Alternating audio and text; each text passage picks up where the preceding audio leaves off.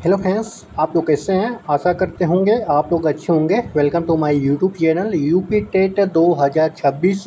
जैसा दोस्तों आप लोग को पता होगा कि इसका पेपर होने वाला है, तो आप लोग अभी से इसका प्रिपरेशन स्टार्ट कर लीजिएगा। ठीक है दोस्तों, तो चलिए दोस्तों वीडियो को स्टार्ट करते हैं। यूपी टेट मैथ से प्रश्न लिए गए हैं। वेरी मोस्ट इंपॉर्टेंट क्वेश्चन है दोस्तों, ये 15 प्रश्न है। ठीक है दोस्तों, और परीक्षाओं में ऐसे ही प्रश्न पूछे जाते हैं। तो चलिए दोस्तों वीडियो को स्टार्ट करते हैं। उससे पहले अगर आप लोग हमारे चैनल पर नए हैं तो आप लोग हमारे चैनल को सब्सक्राइब कर लीजिएगा और वीडियो को लाइक ज़्यादा से ज़्यादा अपने दोस्त यार फ्रेंड के साथ इसे ज़रूर आप लोग शेयर करेगा। चलिए दोस्तों, जो पहला प्रश्न दिया गया है, ठीक है, जो पहला प्रश्न दिया गया है हम लोग का कलर थोड़ा डिफरेंट कर रहे हैं। ठीक है, तो पहला प्रश्न दिया गया है, दो संख्याओं का गुणनफल 616 है और उनका महत्तम समापवर्तक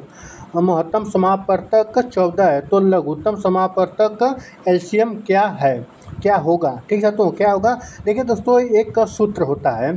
ठीक है, तो सूत्र क्या है, एलसीएम। ठीक है, तो LCM into H C F. ठीक है, तो एच सी एफ बराबर क्या दिया गया है, दोनों संख्याओं का गुणनफल।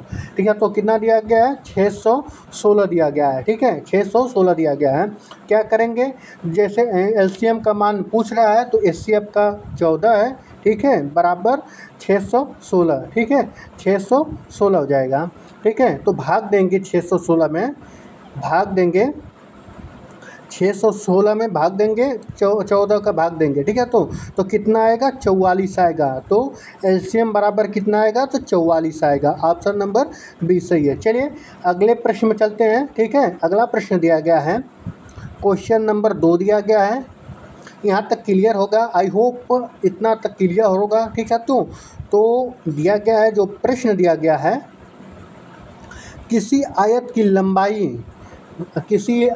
लंबाई 18 सेमी है और चौड़ाई 12 सेमी है, तो क्षेत्रफल क्या होगा। देखिए क्षेत्रफल का फार्मूला होता है लंबाई गुणे, ठीक है, लंबाई गुणे चौड़ाई। ठीक है, तो लंबाई गुणे चौड़ाई, तो लंबाई कितनी है, तो लंबाई 18 है। ठीक है, 18 गुणे 12 तो कितना आएगा, तो इसका जो गुणा करने पर आएगा दोस्तों, तो यह 216 आएगा, 216 सेमी स्क्वायर। ठीक है, तो सेमी स्क्वायर है, तो सेमी स्क्वायर में आपका आंसर देना है।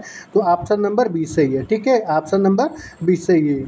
ऑप्शन नंबर ए सही है। ठीक है, सॉरी, ठीक है, ऑप्शन नंबर ए सही है, 216 सेमी स्क्वायर। ठीक है, तो चलिए अगले प्रश्न में चलते हैं। आई होप, आशा करता होंगे आप लोग यहाँ तक क्लियर होगा क्वेश्चन। ठीक है, अगला प्रश्न दिया गया है,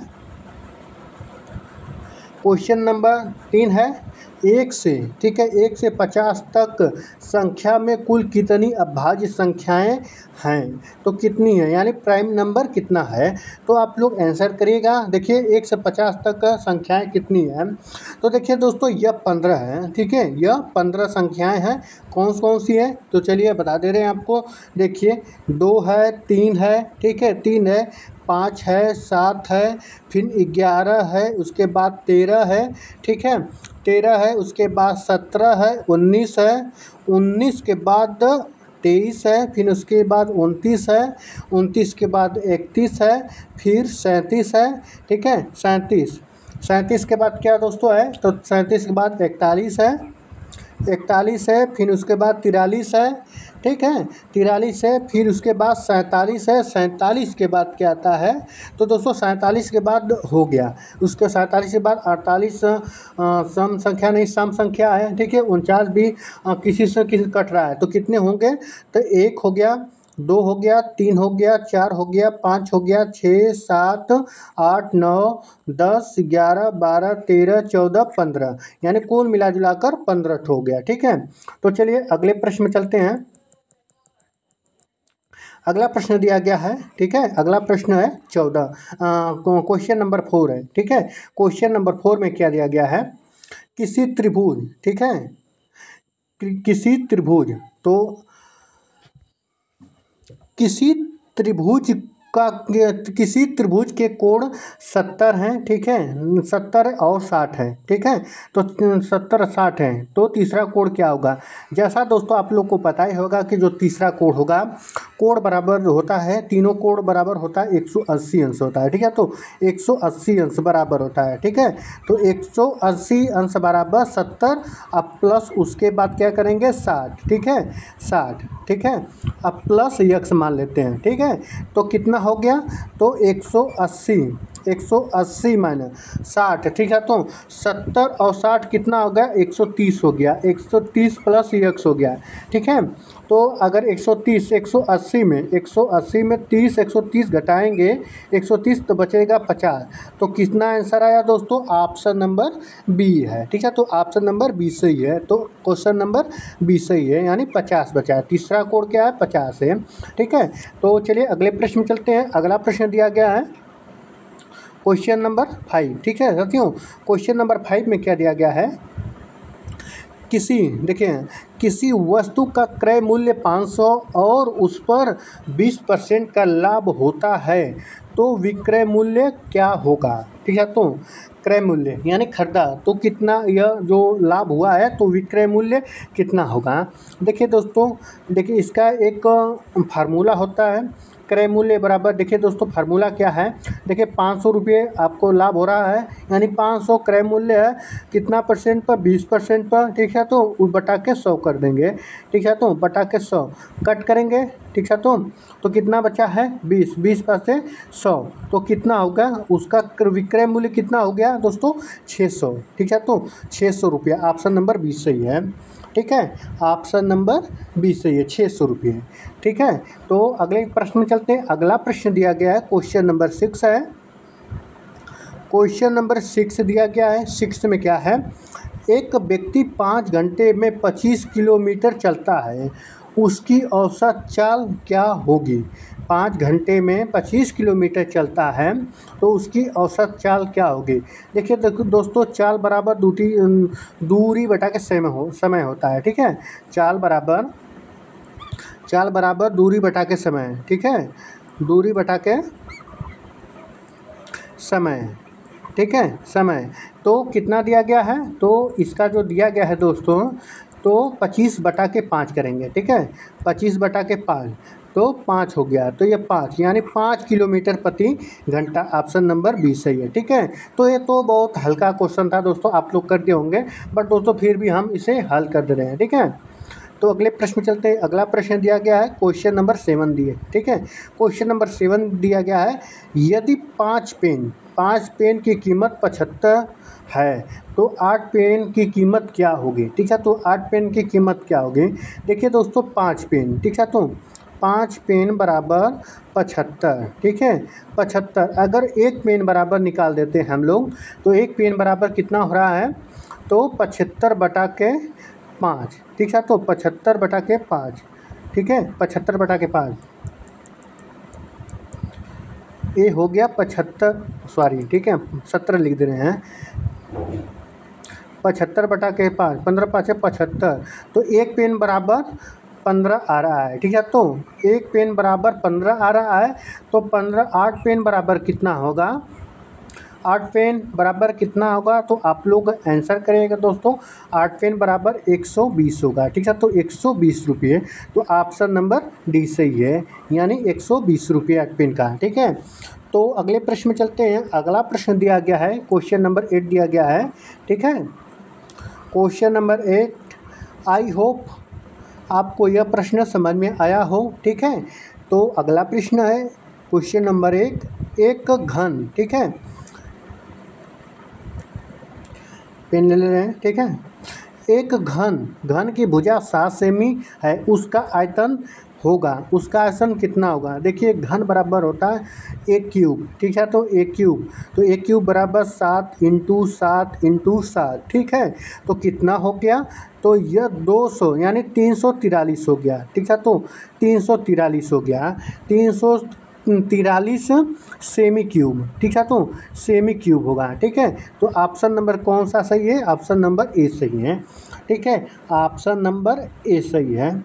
चलिए अगले प्रश्न में चलते हैं। क्वेश्चन नंबर 9 है, क्वेश्चन नंबर 9 दिया गया है, किसी संख्या में 25% की वृद्धि की जाती है तो वह संख्या 500 हो जाती है, तो मूल संख्या क्या थी? तो मूल संख्या क्या थी?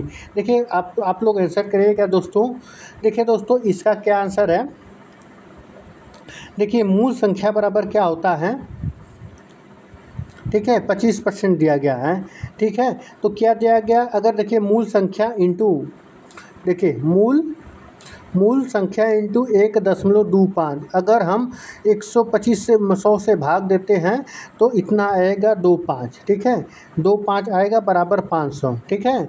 तो क्या दिया गया है, तो 500 भागे 1.25, मतलब कुल मिला जुला कर कितना आया है, 400, ठीक है, 400। ऑप्शन नंबर कितना है, 400, ऑप्शन नंबर सी सही है, ठीक है दोस्तों। वह संख्या क्या है, तो वह 400 संख्या है, ठीक है, 400। तो अगले प्रश्न में चलते हैं। अगला प्रश्न दिया गया है, यह सबसे बेस्ट क्वेश्चन है, आप लोग आंसर करिएगा। क्वेश्चन नंबर 10 है। इसमें क्या दिया गया है कि 3 संबंध है, ठीक है, 3 संबंध है, 4 है और स्लैश, ठीक है। तो क्वेश्चन मार्क 16 क्या है, तो देखिए दोस्तों, इसमें गुणा करेंगे, इसमें गुणा करेंगे, ठीक है। तो 3 गुणे, ठीक है, तो इसको मान के चलिए क्वेश्चन मार्क यक्स, ठीक है। तो 3 गुणे 16 भागे 4, 4 चौक को 16, 4 तेईं 12, ठीक है। तो यक्स बराबर आ गया क्वेश्चन मार्क की जगह 12। तो किसी ऑप्शन में 12 है जी, बिल्कुल ऑप्शन नंबर सी सही है, ठीक है, ऑप्शन नंबर सी सही है। चलिए अगले प्रश्न में चलते हैं। अगला प्रश्न दिया गया है क्वेश्चन नंबर 11 क्या दिया गया है, आप लोग आंसर करेगा और हाथ में पेन पेपर कापी लेकर बैठिएगा, तभी आपको मैथ समझ में आएंगे, ठीक है। तो यदि किसी त्रिज्या की परिधि 44 सेमी है, उसका त्रिज्या होगी, देखिए परिधि बराबर क्या होता है, वृत्त का परिधि बराबर 2πr होता है, ठीक है, 2πr होता है। पाई का मान 22/7 दिया गया है, देखिए, ठीक है, 2 गुणे 22/7 60, देखिए तो ठीक है, यहाँ 44 दिया गया है, ठीक है। तो इसमें क्या, अगर 2 से कटाएंगे 22 दूना के 44, यहाँ 2 आएगा, 2 से 2 कट गया, ठीक है, बचा 7, ठीक है साथियों, 7 बचा। उसकी त्रिज्या क्या है, तो 7 सेमी है, ठीक है। तो उसकी त्रिज्या क्या है, तो 7 सेमी है, ऑप्शन नंबर बी सही है। चलिए अगले प्रश्न में चलते हैं। अगला प्रश्न दिया गया है, अगला प्रश्न दिया गया कि एक टंकी 12 घंटे में भरती है और 8 घंटे में खाली होती है, यदि दोनों नल एक साथ खोल दिया जाए तो टंकी कितने घंटे में भर जाएगी? तो टंकी कितने घंटे में भर जाएगी? देखिए दोस्तों, एक घंटा, ठीक है, तो इसका सूत्र है 1/12 लिखेंगे, माइनस 1 घंटा में खाली कर देती है, ठीक है। तो यह कितने में भर जाएगी? तो इसका जो ऑप्शन, जो आप लघुत्तम समापवर्तक लेंगे, एलसीएम लेंगे, ठीक है। तो एलसीएम क्या होगा, ठीक है। तो एलसीएम इसका 12 8 का निकालिएगा, 12 3 36 होगा, ये भी एलसीएम नहीं होगा, ठीक है। जो इसका एलसीएम आएगा 120 आएगा, ठीक है। चलिए निकाल लेते हैं एलसीएम, 12 8 का एलसीएम, ठीक है। तो कितना हो गया, 2 से 6 हो गया, 4 हो गया, 2 से 3 हो गया, 2 हो गया, फिर 2 हो गया, फिर उसका 3 हो गया, तो यह हो गया 24, ठीक है। तो कुल मिला होकर 24 आया है। एलसीएम कितना आया है, तो 24 आया है, ठीक है। तो 24 है, तो 2 ना के 2 माइनस, ठीक है, 3, तो मिला जुला कर हो गया 1/24, ठीक है। तो 1/24 घंटे में, ठीक है। तो 1/24 घंटे, कुल मिलाकर कितना हुआ, तो 24 घंटे में यह टंकी भर जाएगी। तो ऑप्शन नंबर 1 सही है, ठीक है। तो अगले प्रश्न में चलते हैं दोस्तों। अगला प्रश्न दिया गया है क्वेश्चन नंबर 13। आई होप यह प्रश्न समझ में आया होगा, तो आप लोग दोस्तों कमेंट अवश्य करिएगा। देखिए क्वेश्चन दिया गया क्वेश्चन नंबर 13 क्यूब दिया, 3 क्यूब दिया गया, 4 क्यूब दिया, 4 स्क्वायर, अब 5 स्क्वायर, ठीक है। तो 3 का वर्ग करते हैं, ठीक है। 3 का वर्ग हो गया 9, ठीक है। 16, 4 का वर्ग 16 हो गया, प्लस 25 हो गया, ठीक है। तो इसका आप लोग करिएगा, जोड़ेंगे 25 हो जाएगा, प्लस 25 तो बराबर 50। तो आंसर कितना आ गया? ऑप्शन नंबर बी सही है, 50 है। ठीक है, तो अगले प्रश्न में चलते हैं। अगला प्रश्न दिया गया है, अगला प्रश्न है, ठीक है, 14 दिया गया है। यदि 14 नंबर, क्वेश्चन नंबर 14, यदि किसी परीक्षार्थी परीक्षा में 40% छात्र उत्तीर्ण हुए और कुल छात्रों की संख्या 500 थी, तो उत्तीर्ण छात्रों की संख्या कितनी है? देखिए दोस्तों, उत्तीर्ण छात्रों की संख्या कितनी है, तो आप लोग आंसर करेगा उत्तीर्ण छात्र कितने हुए दोस्तों। देखिए दोस्तों, जो छात्र थे 40% पास हुए हैं, तो देखिए दोस्तों, तो 500, ठीक है, 400 गुणे 500, ठीक है, 40% है, ठीक है ना, 40% है, तो 500 गुणे 40, ठीक साथियों, 40, तो कितना हो गया? अब बटा के 100, ठीक है, तो हो गया 200। 200 जो विद्यार्थी थे वह उत्तीर्ण हुए, यानी 40%। तो कौन सी संख्या है, कौन सा ऑप्शन सही है? तो यह ऑप्शन सही है आपका, ऑप्शन नंबर सी सही है। ठीक है, तो अगले प्रश्न में चलते हैं। अगला प्रश्न दिया गया है क्वेश्चन नंबर 15, ठीक है, तो आई होप वह प्रश्न 14 प्रश्न समझ में आया होगा। तो क्वेश्चन नंबर 15 है, ठीक है, किसी दुकानदार ने 240 वस्तुएं खरीदी, 10% हानि पर बेची, तो विक्रय मूल्य क्या हो गया? ठीक साथियों, अगर देखिए 10% हानि पर व्यक्ति बेच रहा है, ठीक है, तो कितना आएगा? तो देखिए दोस्तों, हम लोग निकाल रहे हैं 240, ठीक है, 240 गुणे 10%, ठीक है, तो बटा के 100 कितना आ गया? तो बराबर 24 आ गया, 24। और इसको 24 को क्या करेंगे हम लोग? 24 को 400 में, 240 में, ठीक है, 240 को 24 घटा देंगे, बचेगा 216, ठीक है। तो ऑप्शन नंबर कौन सा सही है?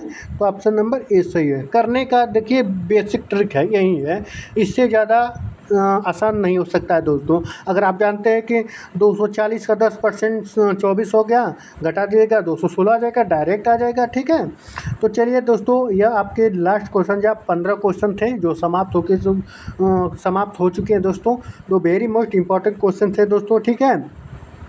जो आपका जो अगला क्लास होगी वह होगा दोस्तों CDP का होगा, ठीक है। तो CDP का question paper, previous year question paper कराया जाएगा, जो दोस्तों परीक्षाओं में बार बार पूछे जाते हैं, वैसे ही प्रश्न लिए जा रहे हैं, ठीक है। तो चलिए दोस्तों, मिलते हैं नेक्स्ट वीडियो में और नेक्स्ट क्लास के साथ। धन्यवाद।